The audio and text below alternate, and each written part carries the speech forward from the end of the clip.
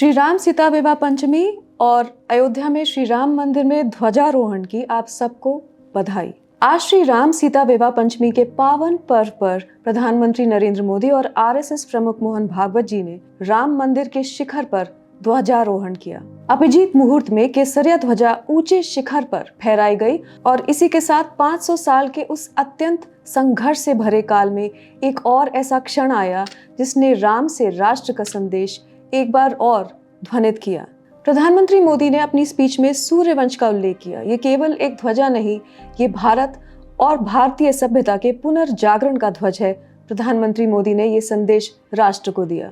आज प्रधानमंत्री मोदी के ध्वजारोहण समारोह के पटल से कहे गए शब्दों का महत्व भारत के कल्चरल एंड सिविलाइजेशनल रिजुविनेशन के लिए इसलिए भी अत्यंत है, टाइमलेस है, क्योंकि इसने वर्तमान समय में भारत के भौतिक डीकोलोनाइजेशन एक्सरसाइज को, जो कि आजादी के बाद राम मंदिर के मूवमेंट से शुरू हुई थी और राम मंदिर भूमि पूजन प्राण प्रतिष्ठा से रीडिफाइन हुई थी, गति दी है।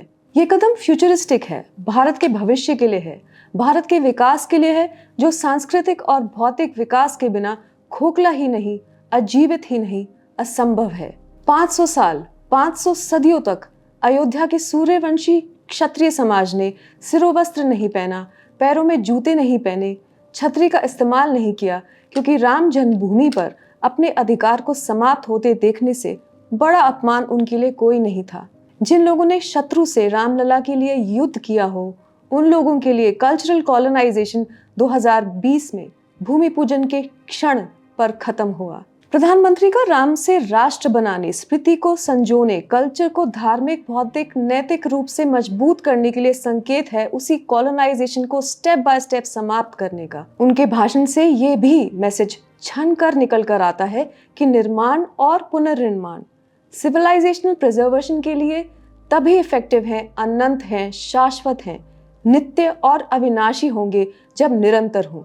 निर्माण ही लय है, निर्माण ही स्थिति है। प्रधानमंत्री मोदी ने यह भी कहा कि राम मंदिर की प्राण प्रतिष्ठा के बाद 45 करोड़ श्रद्धालु अयोध्या धाम श्री राम मंदिर दर्शन करने पहुंचे हैं अब तक। मैं इसका स्केल सोच रही थी, ये संख्या यूएसए की पॉपुलेशन से भी ज्यादा है।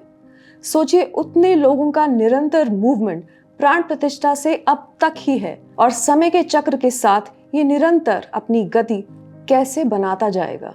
1990 के दशक में हम सब में बहुतों की स्मृति में राम मंदिर मूवमेंट स्मरणीय क्षण हो गया, लेकिन सच ये है कि 2014 से पहले क्या, इतने दशकों से किसी ने भी ये नहीं सोचा होगा कि राम मंदिर के प्रांगण से भारत के प्रधानमंत्री इतने आश्वासन, असर्शन और आत्मविश्वास के साथ मैकॉले की सोच को खत्म करने का आह्वान करेंगे। आज उन्होंने ऐसा ही किया। ये इस सदी का एक ऐतिहासिक क्षण है, इसलिए क्योंकि इसने 1835 यानी 19वीं शताब्दी का डैमेज खत्म करने की बात उस स्थान से की है जहां 2019 में 500 साल का डैमेज रिवर्स हुआ। प्रधानमंत्री मोदी वो धार्मिक व्यक्ति हैं जिन्होंने अपने धार्मिक होने में सृष्टि, स्थिति और लय तीनों को राजनीति से मजबूत की गई संस्कृति और कल्चरल प्रिजर्वेशन में समझा है और उतारा है। श्री राम के गुणों और मूलों को चरित्र में और सोच में उतार लेना, उन्हें भारत के विकास में अपनी पर्सनल भागीदारी में उतार लेना मन में प्राण प्रतिष्ठा के समान है। एक सुंदर संग्राम का प्रचंड आरंभ हुआ है श्री राम मंदिर के ध्वजारोहण से, जो भारत की विकसित राष्ट्र बनने की यात्रा में देश को साहस देगा।